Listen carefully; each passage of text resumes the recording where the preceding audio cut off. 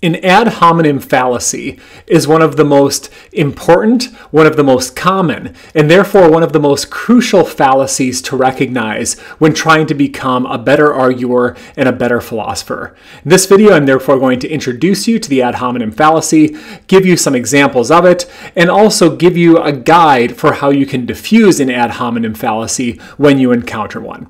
First of all, let's start with definitions. An ad hominem fallacy means against the man or against the person. So what's it getting at? An ad hominem fallacy is an argument that attacks the person making an argument rather than the argument itself.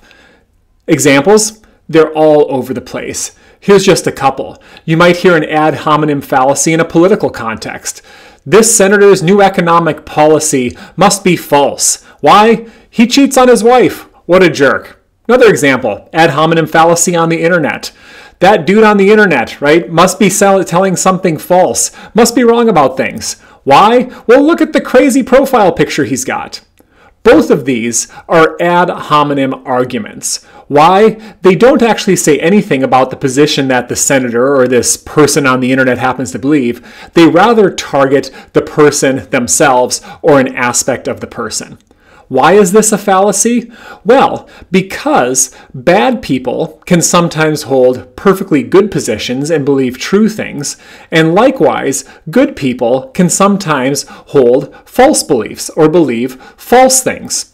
Couple of examples, Hitler, pretty bad guy, everyone would agree, but likely believed mathematical facts like 2 + 2 = 4. So by saying that, well, 2 + 2 = 4 can't be true because look at how bad of a guy Hitler is, we see there's a disconnect there, right? Obviously, Hitler equals bad guy, but at the same time, just as obviously, 2 + 2 = 4. So it's a fallacy, it's an error in reasoning to try and prove that 2 + 2 doesn't equal 4 by attacking the person who believes it. Can also go the other way. Take somebody like Socrates, recognized to be a very good person, a wise person. But Socrates believed false things. Take something like the earth is at the center of the universe. Socrates probably believed that. That was a common belief at the time. But you couldn't get away with saying, well, Socrates is such a good person, all of his beliefs must be true. Again, that would mislead us into thinking that the earth was the center of the universe. So why is the ad hominem fallacy a fallacy? Why is it a systematic error in reasoning? Because we can't go from the character of the person to the truth or falsity of the arguments they put forward or beliefs they hold. Sometimes bad people hold perfectly true beliefs or have perfectly good arguments. Likewise, sometimes very good people can hold false beliefs or have poor arguments.